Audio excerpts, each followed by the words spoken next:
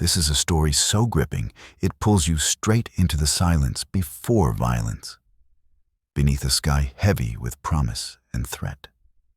It's where strangers are bound by chance, and every step forward carries a price.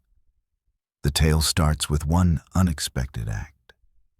Simple, human, but powerful enough to set destiny in motion at Ashen Vows. Before we kick off this adventure, don't forget to hit like on the video and let us know in the comments where you're watching from. The man's face, what little of it I could make out, had gone rigid, like stone left too long in the cold. Ice crusted the rope at his throat, and it groaned softly against the crossbeam as the wind cut through the air with a hollow, grieving sound. They meant to hang him right there, at the far edge of nowhere, while the sky above darkened into a bruised, hostile gray. I had witnessed hangings before, too many, but this one carried a different weight. There was no pretense of law here, no balance. This was a lynching stripped bare of excuses. When the first flecks of snow began to fall, harmless at a glance, yet destined to become the great schoolhouse blizzard of '88, I knew I could not turn away. I could not watch another life vanish into the Wyoming winter and tell myself it wasn't my business. My name is Mara Colton, and this is the moment when I pulled a man back from death and set a blaze that would burn far beyond that frozen town. The wind did not nip, it tore. It clawed across the high plains, scouring the frost-bitten grass and driving ice like needles into every scrap of bare skin. I tugged my wool collar higher, already feeling the sting in my fingers as numbness crept into my knuckles. My breath bloomed white and vanished instantly. Below me, in the shallow dip that passed for Flicker Creek's main street, a knot of men clustered around a crude gallows. It was nothing official. Just two heavy posts sunk into frozen ground, joined by a crossbeam thrown together by men convinced their justice was quicker and cleaner than any courtroom. Their prisoner stood atop a buckboard wagon, wrists tied behind him, the noose tight beneath his jaw. He was Lakota. There was no mistaking it. High cheekbones, a hard, unbowed line to his mouth. Even staring into death, he carried himself with defiance. His buckskins were worn thin and dust-stained from the trail, but they couldn't hide the wiry strength in his build. He stood alone, ringed by ranchers, whose faces showed equal parts satisfaction and righteous anger. At their center loomed Silas Crow, a man whose presence cast a long, cold shadow no matter how bright the day. Crow owned the largest spread for miles, the Double T Ranch, and he ruled it the way men like him always did. With iron discipline and a silver-plated colt, he claimed the Lakota had stolen cattle. It was a familiar charge, often false, and always useful when land was the real prize. "Let's finish this, Silas," one of the men yelled, his voice nearly torn apart by the rising wind. "This weather's turning mean." Crow spat a stream of tobacco that froze before it hit the dirt. His beard was thick, graying, and already dusted white with ice. "Justice doesn't wait on the sky," he roared, his words carrying even through the gale. "This savage needs to be made an example." I watched from the ridge, iron winds shifting nervously beneath me. I had no business being there. I should have been miles away, my cabin sealed tight, fire blazing, the world locked outside. But I'd needed supplies, and the ride into Flicker Creek had been a mistake from the start. The air had felt wrong since morning, heavy, charged, pressing down like a warning. Old-timers called it a blizzard sky. Now it churned overhead, purple-black like a fresh bruise, while the temperature dropped with terrifying speed. Snow began to fall in earnest, not the slow, drifting kind. These flakes were sharp and hard, stinging like grit, driven sideways by the wind. Within minutes, the town dissolved into a spinning white void. The men around the gallows blurred into shadows. Their shouting vanished beneath the storm's roar. And in that chaos, I knew.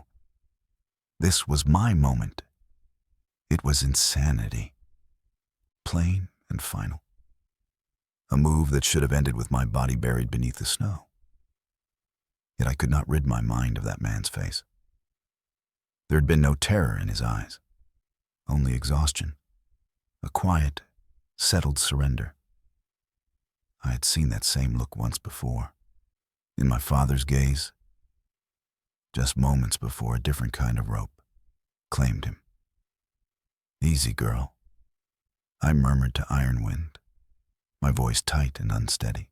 I pressed her forward down the slick, whitening slope, my pulse pounding so hard it felt trapped inside my chest. Confusion ruled the town below. The storm gave me cover. It swallowed sound, shape, and reason alike. The ranchers were stumbling now, half blind, their attention split between their prisoner and the sudden violence of the blizzard. They fought the wind, cursed the sky, struggled with reins and frozen buckles. I rode straight into the chaos, unseen, no more than a shadow moving through the gale. My hunting knife slid free from my belt. The steel was brutal with cold, heavy and certain in my gloved hand. The man on the wagon saw me then. His dark eyes widened, not with hope, not with fear, but disbelief. There was no time for words, no time for explanation, only the act itself. I drove Ironwind alongside the buckboard. She did not shy. Brave heart steady, she locked her hooves into the ice while I rose in the stirrups and leaned across the wagon's edge. The rope at his throat was frozen stiff, closer to iron cable than hemp. I struck it again and again. Each blow jarred my arm to the bone. The fibers groaned, resisted, then began to give. One strand snapped, then another. The rope parted.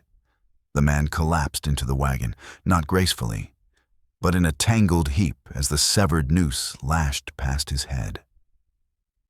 "Get up!" I screamed, the wind tearing the words apart.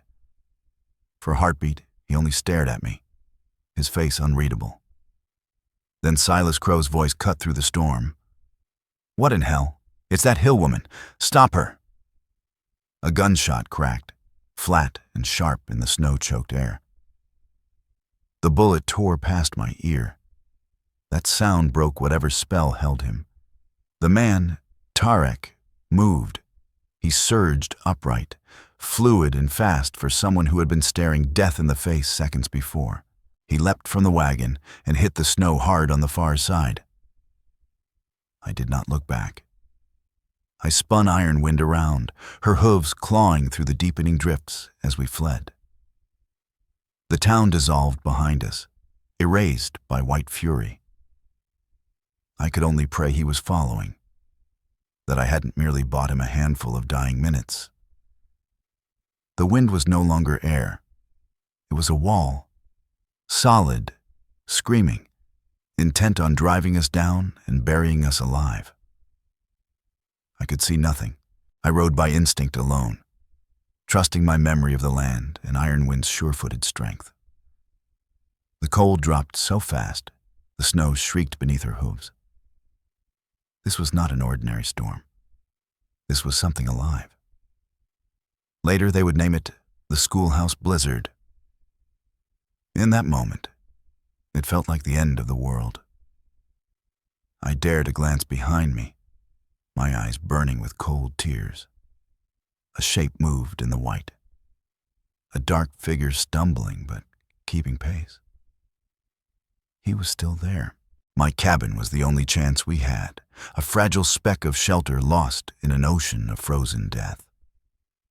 Miles away, every step toward it a fight against the storm itself. As the blizzard unleashed its full fury, One thought echoed through my mind, raw and desperate. A prayer torn loose by fear and wind. What in God's name had I done?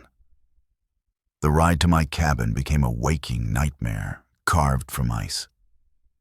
The land vanished, swallowed whole by a roaring, colorless void. Wind screamed like something alive, clawing at our coats, ripping the breath straight from our lungs. There was no sense of direction anymore. No sky, no ground, only snow driven sideways. With merciless force, I folded myself low over Ironwind's neck, burying my face in her mane, trusting her instincts as much as my own memory of the land. Every stone, every shallow dip, every dead-limbed tree had once been familiar. Years of solitude had etched them into me. Now those memories were all I had to guide us through a world scraped clean of shape. Behind me, Tarek followed. I couldn't see him, not truly, but I felt him there, an unyielding presence pressing forward through the storm. He was on foot, wrists still bound, yet he kept moving. More than once my stomach twisted with the certainty that I'd lost him, that the blizzard had finally claimed him. Then a flicker of motion would cut through the white, and I knew he still endured. He moved like a specter, stubborn and unbroken, refusing to vanish. Time stretched into something meaningless. Then Ironwind faltered and stopped, her breath tearing from her in heavy bursts. Through the snow I caught sight of dark shapes. Pine trees. My cabin. We had made it. I slid from the saddle, my legs useless, stiff with cold. "We're here," I shouted, though the wind nearly tore the words apart. He appeared beside me, as if summoned from the storm itself. Snow and ice masked his face, his dark hair frozen into stiff ropes. His body shook violently, a deep, uncontrollable tremor rattling through him. The rope around his wrists had turned to solid ice, a cruel shackle. I drew my knife again and sawed through the frozen fibers. They snapped apart. He didn't thank me. He only rubbed his raw, darkened wrists and surveyed the cabin, the trees, the endless wall of white pressing in around us. His eyes were sharp, measuring. I had dragged a wolf into my den, and I knew better than to mistake survival for trust. The cabin was small, one room, pine logs cut and shaped by my own hands. It had been my refuge, my stronghold against the world. The door was frozen tight. It took both of us, shoulders braced, forcing against the wind's relentless weight until it finally gave. We tumbled inside, swallowed by cold darkness. Relief hit like a blow. The door slammed shut behind us, and I dropped the thick wooden bar into place. For now, we were safe. We stood there in the dim light, two strangers bound together by a storm and a reckless choice. He remained near the window, a dark outline against the pale glow filtering through the ice-caked glass. I could hear his breathing, ragged, uneven, his teeth chattering. "There's a lantern on the table," I said, my voice hoarse. "And matches." He didn't move. The silence pressed in, heavy and uneasy. I turned to the stone hearth, fumbling with numb fingers until I found the flint and steel on the mantel. Sparks caught. A flame bloomed. I fed it kindling, then thicker logs from the stack beside the fireplace. The fire crackled to life, spitting and hissing, shadows leaping across the log walls.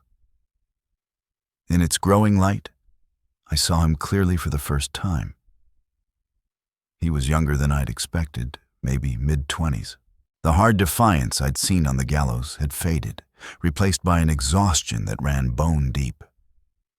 His face was drawn, lips blue from cold. The rope burn at his throat stood out raw and angry against his skin. He studied me without blinking, dark eyes sharp and unyielding. There was no sign of gratitude there, only caution, measured and alert. He took in the cabin, the fire, me, weighing everything in silence. "You need to change out of those wet clothes," I said at last, turning my back to give him what little privacy I could. I crossed to the wooden chest at the foot of my bed and lifted the lid. From inside, I pulled out a thick wool blanket and a bundle of my late father's clothes, heavy trousers and a rough, warm shirt. They would hang loose on him, but they were dry. They would keep him alive. I set them on the table without looking his way. "There's a basin by the stove," I added. "The water will heat soon." To steady myself, I set about making coffee. The motions were familiar, grounding, a small, normal thing inside a world gone mad. Behind me, I heard him move, the quiet rasp of fabric, slow and deliberate. When I glanced back, he had stripped to the waist. His body told a long, brutal story. Old scars crossed his skin like faded trails on a map, marks left by hardship and violence. Yet beneath them was a lean, efficient strength, the kind built for survival. He washed with the steaming water, movements controlled and precise, then pulled on the dry clothes. The oversized shirt hung from his frame, softening none of his presence. He wrapped the blanket around his shoulders and settled near the fire, lowering himself onto the hearthstone with his hands extended toward the flames. We sat that way for a long while, saying nothing. The fire cracked and hissed. Outside, the blizzard screamed. If anything, the storm was growing worse. Snow sifted through the door's cracks, and the wind moaned down the chimney like something grieving. "Why?" he asked at last. His voice was low, roughened by cold and exhaustion. He never looked away from the fire. I knew the question. I had been asking it myself. "They weren't giving you a trial," I said, pouring coffee into 2 battered tin cups. "That wasn't justice, it was a lynching." I handed him a mug. "I don't care for men being killed for sport." Our fingers brushed. His skin was still bitterly cold. He accepted the cup and met my eyes for a brief moment. His gaze was dark and unflinching, hard as obsidian. "They said I stole cattle," he said flatly. "Silas Crow lies as easily as he breathes," I answered, sipping my own coffee. The heat soothed my raw throat. "He wants land, all of it. And my people gone," he said. Something flickered across his face, surprise, perhaps, or interest. But he didn't respond. He only drank, his attention returning to the fire's slow, hypnotic movement. The hours crawled past. Outside, the world remained a white, raging void. Inside, we were stranded, 2 people from opposite lives, marooned on a fragile island of warmth. The sharp edge of tension dulled, replaced by an unspoken understanding. For now, we were bound together by a single enemy, the storm. I cooked a simple stew from dried meat and vegetables. We ate without speaking, the questions hanging between us unanswered. Who was he? Why had he truly been there? And what would wait for us once the blizzard loosened its grip? Later, as the pale light at the window faded into a strange, endless twilight, I cleaned the wound at his neck. He sat rigid while I washed it with whiskey and spread a salve of comfrey and yarrow. He flinched when the liquor burned, but he made no sound. "You know what you're doing," he said quietly. "You learn what you must," I replied, my hand steady as I worked, "when you live alone." "You've been alone far too long," I said softly. I finished tying the bandage, and pulled my hands back, reluctant to linger. The warmth of his skin had unsettled me more than the cold ever could. The closeness felt dangerous in a way the storm was not. He studied me for a long moment, as if searching for something beyond my face. "My name is Tarek," he said. "I'm Mara Colton," I answered. It was nothing more than an exchange of names, yet it carried weight. A thin bridge laid across a deep divide. We were no longer a condemned man and a reckless woman from the hills. We were two people sharing a single breath of shelter, trapped together in the heart of the schoolhouse blizzard, with the world's wolves waiting just beyond the door. We didn't understand it yet, but the storm was the lesser threat. The true blizzard, made of blood and reckoning, still lay ahead. The second day proved harsher than the first. The blizzard did not weaken. It seemed to rage harder, offended by our refusal to die. Wind screamed like a wounded thing, and snow piled into heavy drifts against the cabin walls, sealing the windows and casting our world into a dim, endless dusk. The fire became our sun, our only source of light and warmth. What had once felt like a refuge now pressed in on me, the log walls closing tight. Time unraveled. Hours lost meaning. Our lives narrowed to simple cycles, feeding the fire, melting snow for water, enduring the silence between us. Tarek remained quiet, alert, moving with a controlled ease that contrasted with his powerful build. He spent long stretches staring into the flames, his expression unreadable. Yet his eyes betrayed him. There was unrest there, a weight he carried alone, and the storm had given him too much space to remember it. We spoke in fragments, small offerings to keep the silence from swallowing us whole. I told him about my father, Ezra Colton, a prospector who had chased gold until luck turned its back on him, leaving me this isolated patch of land and a hard-earned distrust of men selling easy dreams. He listened without interruption, his head slightly tilted, eyes fixed on mine. In return, he spoke of open plains and buffalo herds, of a life fading like smoke in the wind. There was no bitterness in his voice, only a deep, aching sorrow that echoed my own losses. "One night," he said quietly, "the white man believes he owns the land. He cuts it, fences it, claims it." He paused, eyes reflecting the firelight. "But to us, the land owns us.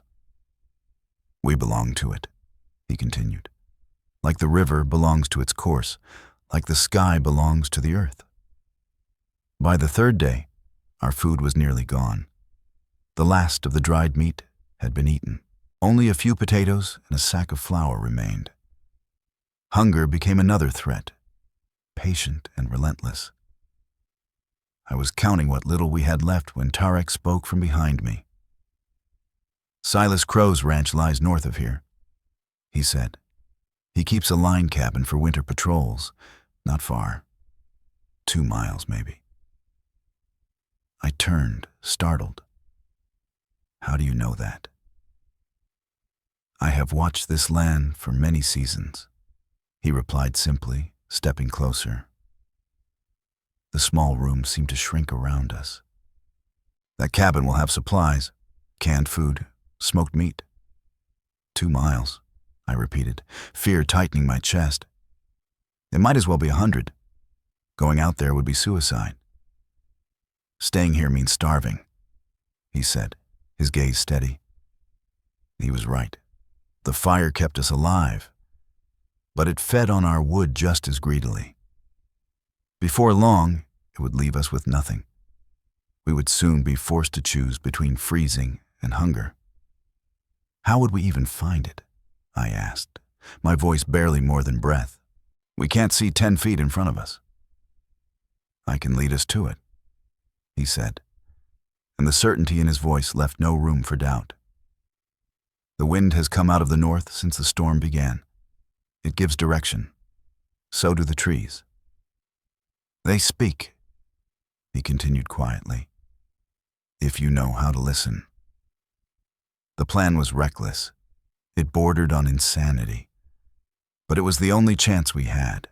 We spent the next hour preparing, pulling on extra layers, tightening bindings, wrapping cloth around our faces until only our eyes remained exposed. I handed him my father's old snowshoes and strapped on a spare pair myself. When I passed him my hunting rifle, our eyes locked. "You trust me with this?" he asked, the weight of the question settling between us. "I trust that you want to stay alive as badly as I do," I replied. "And I'm the better shot." I lifted my coat revolver in the answer. A faint, crooked smile touched my mouth, the first in days. For a brief instant, he returned it. Just a ghost of a smile. But it changed his face, made him look younger, lighter. "A fair balance," he said. Stepping outside felt like crossing into another world. The wind struck me hard enough to stagger, and the cold slammed into my chest like a hammer. Everything was white, roaring, spinning, endless. I couldn't see my own hand. Panic surged sharp and sudden. Then Tarek's hand closed around my arm, firm and steady. "Stay close," he shouted over the wind. "Follow where I step." He moved forward, leaning into the storm, a lone shape cutting through its fury. I followed without question, my eyes fixed on the dark outline of his back. My life rested there. He had been right about the trees. He read them as if they were marks on a page. Snow piled thicker on one side of the trunks, branches bent and frozen at telling angles. This land spoke to him. He belonged to it in a way I never could. He did not fight the storm. He moved with it. The journey was brutal beyond words. My lungs burned raw. My muscles screamed. With every step, hope thinned. When I felt certain I could go no farther, that I might simply sink into the snow and let it take me, a dark shape emerged from the white. The line cabin. Half buried, battered by the wind, but real. The door stood unlocked. We staggered inside, collapsing into the frozen darkness. Tarek found a lantern and struck a flame. Its glow revealed sacks of salted pork, coffee tins, and shelves lined with supplies. Salvation. We built a fire in the small pot-bellied stove, and as warmth crept back into my limbs, laughter bubbled up. Breathless, almost hysterical. We had survived. We had faced the monster and lived. We tore into the food, burning our mouths on beans eaten straight from the can. It tasted better than any meal I could remember. As we sat beside the stove, danger behind us and heat finally returning, something shifted between us. The wall of caution cracked. Trust slipped through. In the lantern's flickering light, surrounded by the spoils of our gamble, Tarek finally spoke the truth. Silas Crow did not lie when he said I was on his land, he began, his voice low and deliberate. But he lied about why. He paused, steadying himself. My father is Ashen, chief of the Oglala Lakota. The words landed heavy. He is a warrior, Tarek continued, eyes locked on mine. But he is old now. He sees the world changing. The buffalo are gone. Our people are starving. He knows war will only fill more graves.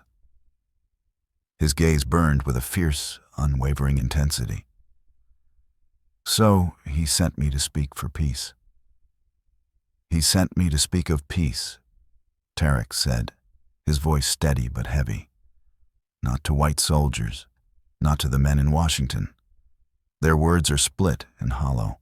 He sent me to speak to the ranchers, to the men who live on this land, to men like Silas Crow. I stared at him as the meaning struck hard and fast. The man I had cut down from a noose was no thief. He was no wanderer caught in the wrong place. He was an envoy, born to lead, sent on a path meant to save lives. We offered a treaty, Tarek continued, bitterness roughening his tone. Clear boundaries, shared water, an end to raids and revenge. He paused, eyes darkening. Some of the smaller ranchers listened. They are tired of bloodshed. But Crow, he wants everything. He feeds on the fighting. Tarek went on. War lets him push others out, stretch his land farther, sell beef to the army forts. That is why he struck. You, I whispered, the truth locking into place. He and his Crow riders killed the 2 Red Elk men who rode with me, he said quietly. They meant to hang me and call it justice for stolen cattle. My death would have lit the fire, he said, meeting my gaze. A war that would wipe out my people and leave Silas Crow ruler of this territory. At last, I understood. The hanging, the storm, our fight to survive the blizzard. It was never chance. I hadn't only saved a man's life. I had stepped into something far larger, and Crow would not be stopped by snow or wind. He will come for us, Tarek said. He will hunt us to bury the truth I carry. Outside the line cabin, the wind moaned low and lonely. But for the first time, it wasn't the storm that chilled me. It was the silence that would follow. It was the fury of Silas Crow, and I knew, deep in my bones, that he was already moving. The shelter around us was no refuge. It was a pause, a breath held inside the storm. We both knew it wouldn't last. Crow was not a man turned aside by God or weather. His greed ran deeper than any winter. It would outlast any blizzard. For 2 days we stayed hidden in that rough cabin, rebuilding our strength. We ate Crow's food, drank his coffee, burned his firewood, an irony that pulled a grim smile from me more than once. The truce between Tarek and me hardened into something stronger. Shared danger in his confession forged it into alliance. We were no longer Mara Colton and Tarek. We were a pair, 2 people standing against the world. We planned our next move. Staying was impossible. Crow would inspect his line cabins once the storm broke. Returning to my place was worse. It would be the first place he searched. There are caves in the Black Hills east of here, Tarek said, tracing lines into the frost-coated window. Hidden places, sacred ground. My people could find us there, he added. The hills are 50 miles away. The distance settled in my stomach like a stone. We'd never make it on foot, I said. Not in this. We won't be walking, he replied, a strange glint lighting his eyes. Crow keeps horses here, 2 of them, in the lean-to behind the cabin. The plan was reckless, nearly as mad as crossing the blizzard itself. But it was the only path left. We would wait for the first sign of the storm loosening its grip. Then we would ride, straight for the hills and the sanctuary Tarek had named. On the 5th day, the storm finally shifted. The wind's endless shriek dropped into a deep, throaty groan, like something wounded but not yet dead. Snow still fell, but lighter now, less furious. Beyond the cabin, the world was no longer a solid wall of white. It had become a vast field of rolling drifts, frozen waves stretching to the horizon like a dead, alien sea. It's breaking, I whispered, scraping a narrow clear patch on the window with my sleeve. We need to move, soon. Tarek stood near the door, head tilted, listening hard. Wait, he said, his voice low and commanding. What is it? I asked. Horses, he breathed. More than 2. Cold flooded my veins. I strained past the wind's mournful howl, and then I heard it. The dull crunch of hooves in deep snow, the faint clink of harness metal. They were close. Too close. I snatched up my rifle, my heart hammering so hard it felt ready to tear free. Tarek eased toward the window, peering out from the edge. His body stiffened. "It's him," he said grimly. "Silas Crow, and at least 4 of his riders." Panic surged, hot and suffocating. The line cabin, our refuge, had become a trap. There was no back door, no escape. "How did they find us?" I hissed, my thoughts racing. "The storm," Tarek said calmly, grounding me. "They track well, and Crow hunts like a wolf. Once he catches a scent," he added, "he never lets it go." He turned from the window, his face hardening into something unyielding. The quiet man who spoke of land and rivers vanished. In his place stood the warrior, the son of Ashen. "We fight," he said. It wasn't a question. We had only seconds. I dragged the heavy table onto its side and crouched behind it. Tarek pressed himself flat against the wall beside the door, my father Ezra Colton's old hunting knife clenched in his hand. The rifle felt solid and familiar in my grip. The footsteps stopped outside. Silence fell, thick, unnatural.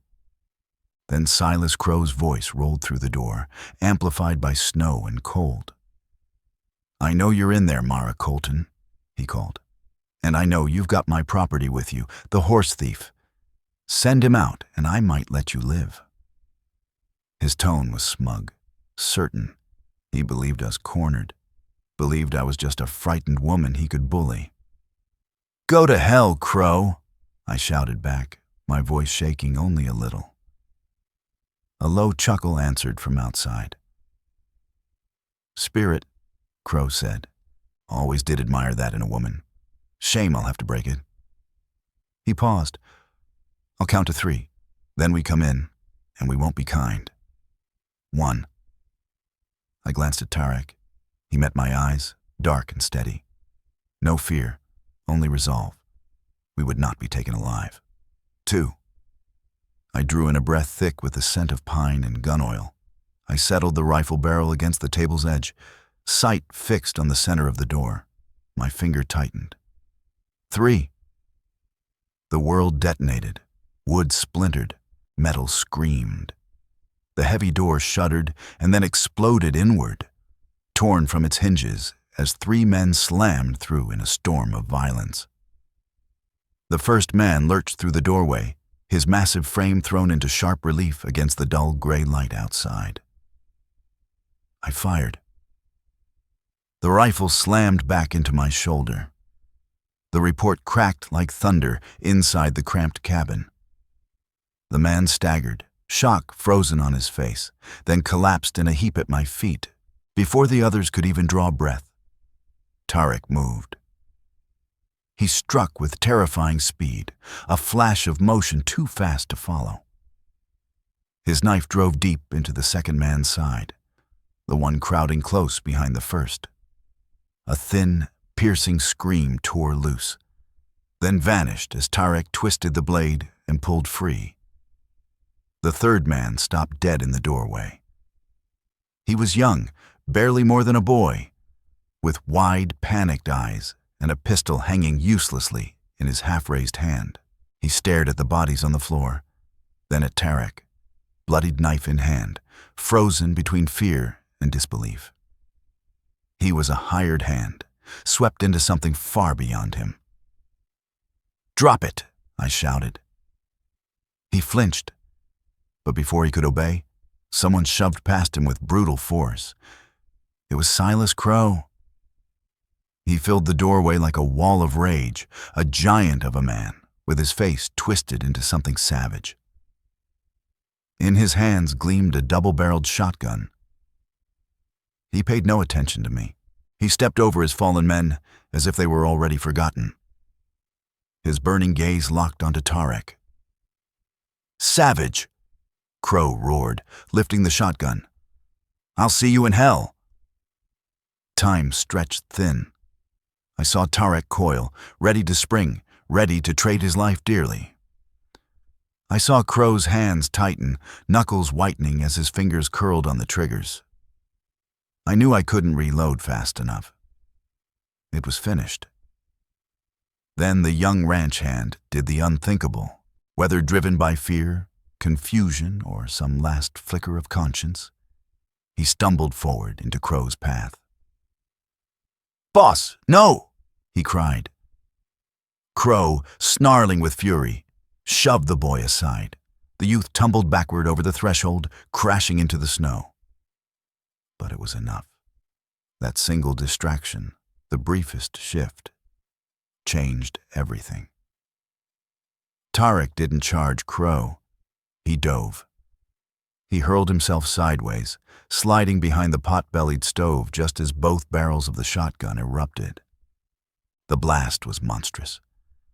The wall where Tarek had stood a heartbeat before exploded into splinters and flying lead. Smoke filled the room. The stench of gunpowder and blood hung thick in the air, charged with the promise of more violence to come. Two of Crow's riders lay down and unmoving. The young one scrambled backward into the storm, and Silas Crow stood in the doorway, shotgun smoking, murder burning in his eyes. The wolves were no longer outside. They were in the house. The cabin became a crucible. Wood splintering, smoke swirling, sound crashing in on itself. Crow remained framed in the shattered doorway, a demonic silhouette against the pale light of the dying blizzard. His shotgun steamed as his chest rose and fell with savage breaths.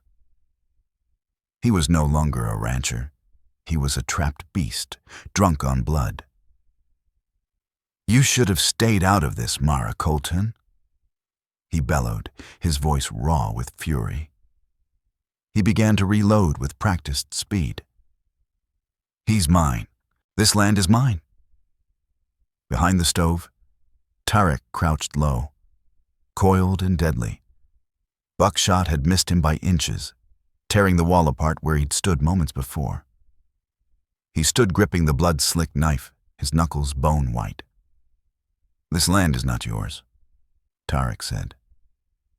His voice was low, steady, and it sliced through the smoke-filled air. "You are a sickness upon it." That was enough.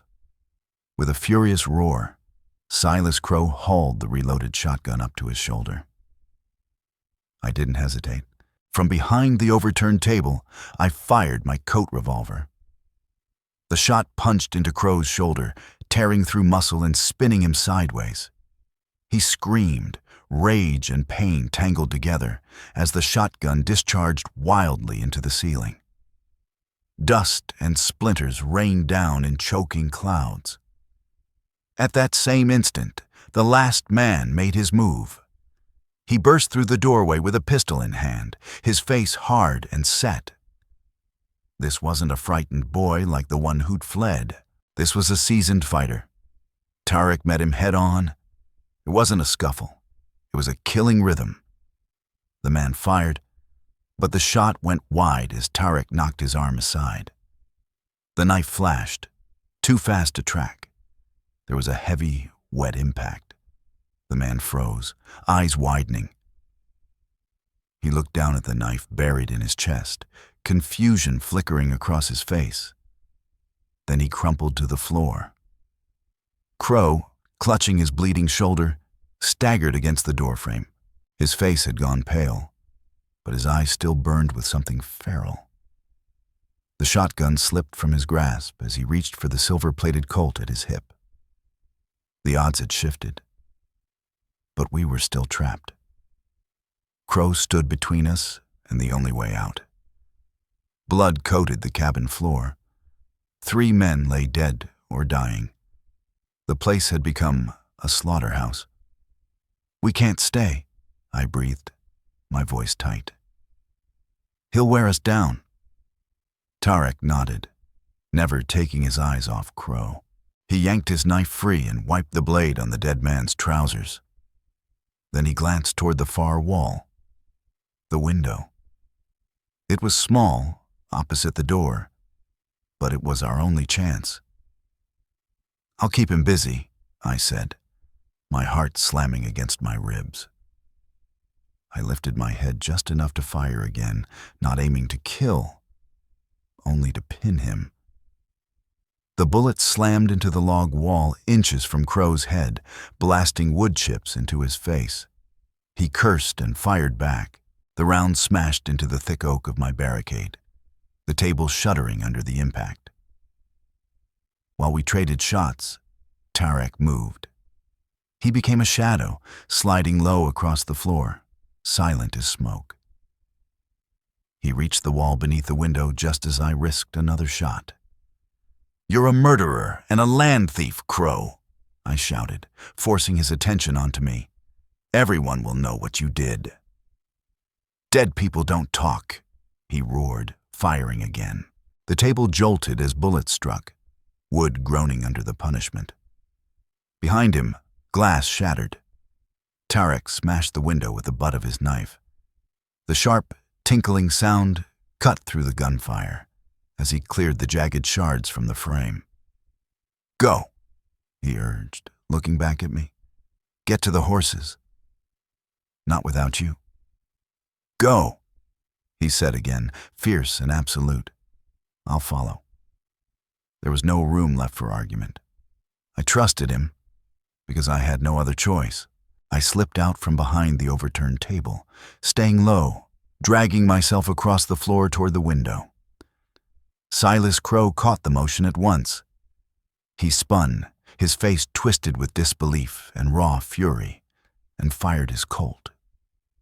The bullet shrieked past my head. So close I felt the heat of it burn the air. I crashed down beside the window as Tarek seized my arm, his grip iron hard, hauling me upright. "Climb," he ordered. He had kicked a small crate into place. I scrambled onto it and shoved myself head first through the narrow opening. The blast of cold outside hit like a slap. But it was freedom. I dropped into a deep drift, the powder swallowing me whole. I twisted around in time to see Tarek preparing to follow. But Crow was already charging. His face was a mask of murder. He would not let us go. Tarek wasn't climbing. He was waiting. As Crow closed the distance, Tarek kicked the crate out from beneath the window, then drove his heel into the pot-bellied stove with every ounce of strength he had. The iron legs slipped on the rough boards. The stove toppled with a thunderous crash. The stovepipe tore loose from the ceiling.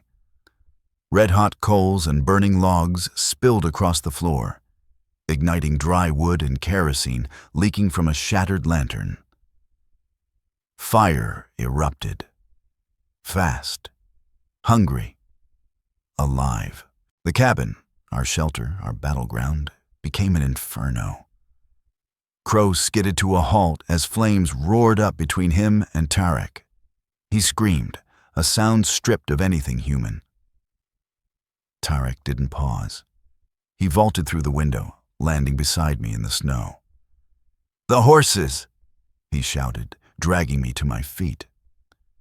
We ran, stumbling, sinking, clawing through the drifts toward the lean-to. Behind us, black smoke poured from the cabin. Flames roared. I heard Crow's enraged screams, swallowed by the fire's crackle. The horses in the lean-to were half mad with terror, eyes rolling, straining at their tethers. Tarek spoke to them in low, steady Lakota, his voice cutting through their panic. Somehow, impossibly, they stilled. As he freed them, I glanced back. A figure burst from the flames. It was Silas Crow. His coat smoldered. His beard and hair were singed. Smoke clung to him like a second skin. The Colt was in his hand, and he was still coming. The man's will was monstrous. He would not stop. "Mara Colton," Tarek shouted. He swung me onto one horse and vaulted onto the other. There was no time for saddles, no time for fear. I buried my fingers in the mane, clamping my legs tight.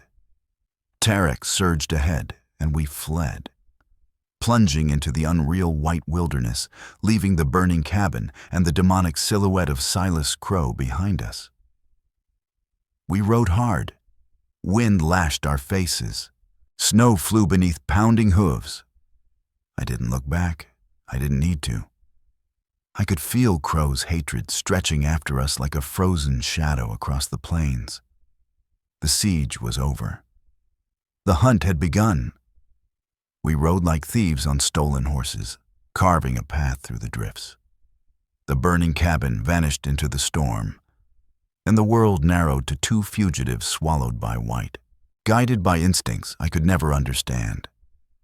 Tarek led us through winding ravines until we found a miserable pocket of land that broke the wind's endless howl. When we finally dismounted, the adrenaline drained away, leaving behind a deep, creeping cold and the heavy knowledge that survival had only bought us time. The weight of everything we had done finally hit me. Men were dead. One of them had fallen by my hand. My fingers, still clenched around the Colt, began to shake. I lowered it slowly, staring at the steel as if it no longer belonged to me. "We're safe here for the moment," Tarek said, his voice steady beneath the wind's restless moan. He moved among the horses, calming them with quiet touches and murmured words. His control anchored the chaos around us. "He won't stop," I whispered. The image of Silas Crow bursting from the flames, smoke-wrapped and burning with fury, was carved into my mind. He's not just a man. Tarek came to my side and sat down beside me. "No," he said quietly. "He is a man consumed by greed. That sickness drives him." His gaze settled on my trembling hands.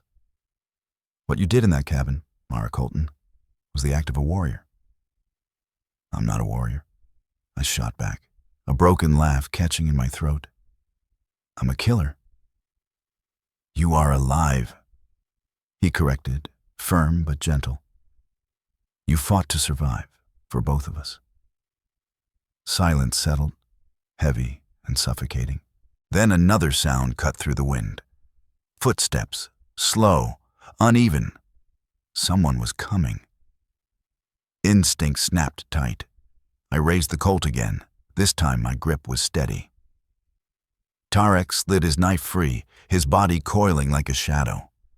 A figure staggered into the weak shelter of our overhang, hands lifted high. It was Cole Rigg, the young ranch hand from the cabin. His face was hollow with fear and exhaustion. "Don't shoot," he begged, his voice thin and shaking. "I'm not here to fight." "You ride with Crow," I snarled, the barrel fixed on his chest. "Give me one reason not to pull this trigger." The words spilled out of him in a rush. "Because your father saved my life." The world stopped. The wind vanished. The cold retreated. Even the ache in my bones fell away. "What did you say?" I asked. "Your father," Cole Rigg repeated, taking a cautious step forward. "Ezra Colton, the prospector. He pulled me out of a frozen river years back. I was just a kid. He saved me." My mind reeled. "My father is dead," I said flatly. "I know," Cole answered, genuine sorrow breaking through his fear. "And I know it wasn't an accident at the mine." Something cracked inside me. "Crow did it," he continued. "I heard him brag. Your father's claim was rich. He wouldn't sell. So Crow had the supports cut. The long, dull grief I'd carried for years hardened in an instant, sharpened into something white-hot and deadly. He was murdered. The man hunting us now? The man who had tried to hang Tarek to ignite a war. The same man who had killed my father. It was all one long trail of blood. "Why tell me this now?" I demanded, my voice shaking with rage. "When I saw you," Cole said, glancing between us, "I knew you were his daughter. I'm not a killer. I couldn't stand by and watch Crow finish what he started." He swallowed hard. "Not after what your father did for me."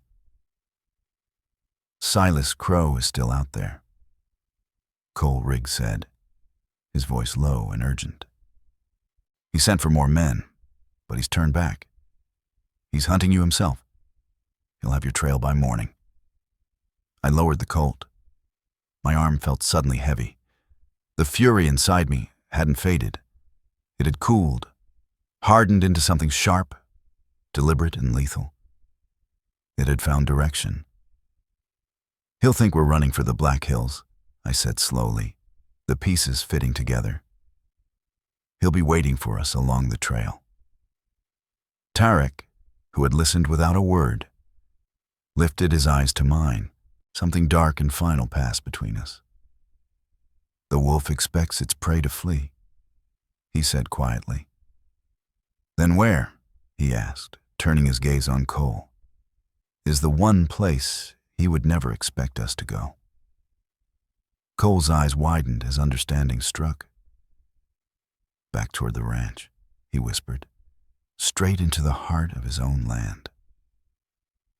The plan took shape in the cold night air. We would not run. We would not hide. We would do the one thing the hunter would never imagine. My fight to survive became a reckoning.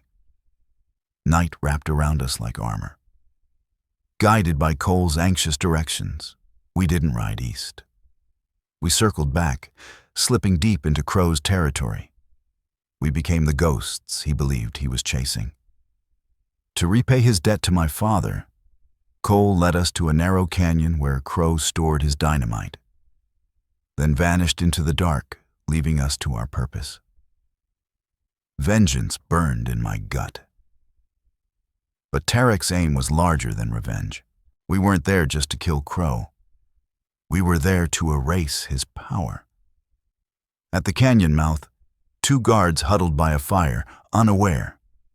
I fired a single shot from the rim, wide on purpose. Panic scattered them as they fired blindly into shadow. Tarek struck. He came down on them like judgment itself, fast, silent, final. The shed beyond was packed tight with dynamite. We worked without speaking, setting charges at the narrow entrance with cold precision. As Tarek fixed the fuse, the thunder of hooves rolled down from above. Crow. He hadn't been fooled. He and a dozen riders poured over the rim, their shouts echoing with triumph. He had returned to the heart of his empire and believed us trapped. "Light it," I urged, my voice taut. Tarek struck a match. The tiny flame flared, bright, terrible. The fuse caught, a thin serpent of fire racing toward ruin. "Go," he shouted. We scrambled up the canyon wall as the Crow riders charged forward. They saw the burning fuse. Their cheers died in their throats. Then the world shattered. The blast hit like a living force. The roar tore the air apart. The ground bucked, hurling us flat as the canyon entrance collapsed in thunder and dust. Rock and earth poured down in an unstoppable flood. Silas Crow and everything he had built on blood was sealed inside the land he had tried to own. Morning crept in from the east. The sky bruised purple and gray. The long night, the storm of snow and violence, had ended. We stood on the ridge, 2 solitary figures, looking down at the ruin. The silence was immense. "My road turns east," Tarek said at last, his voice quiet in the new day. "I must tell my father that the war Crow wanted is finished. Peace has not yet come, but it may still be possible." I nodded, my throat tight. "And I have a cabin to rebuild." He turned toward me. His dark eyes held a lifetime of unspoken things, and for a moment, the world was very still. He reached up and touched the bandage at his throat, his fingers gentle, almost reverent. "You carry the heart of a warrior, Mara Colton," Tarek said quietly. "What you have done will not be forgotten." He paused, then added, "Not by me, not by my people." He placed his hand over his heart, a gesture heavy with meaning. Then he turned away, as quietly as he had come into my life. He left it, walking east toward the rising sun, a solitary figure moving into a future shaped by sacrifice and resolve. I stood there and watched until he became nothing more than a dark mark against the pale horizon. I was alone again. But I was no longer the woman who had stood on that ridge days before. The land was still harsh, still dangerous. But the dawn that crept over the plains felt different. Fragile, bruised, yet real. A beginning, not just for the land scarred by greed and blood, but for me as well. The storm had passed. The fire had burned itself out. What remained was silence, and the quiet strength earned by surviving it.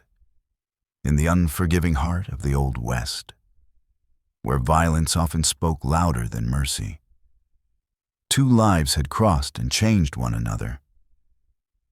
And sometimes, I realized, the fiercest battles were not fought with rifles or knives, but within the human heart itself.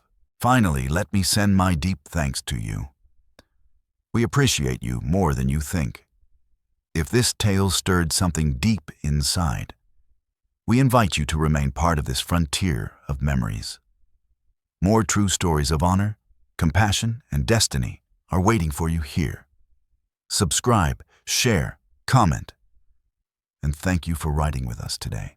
Aviso legal. Disclaimer. Our content is designed for artistic and entertainment purposes and may reinterpret historical themes using fictional touches. We apply AI tools thoughtfully, only to support production, while keeping human supervision over editing, emotional tone, and narrative coherence. We always comply with regulatory guidelines for AI-based media and avoid deepfake practices or identity manipulation. All supporting components remain legally sourced. Please ask for authorization before sharing or adapting any segment. Your respect makes it possible for us to continue telling meaningful stories.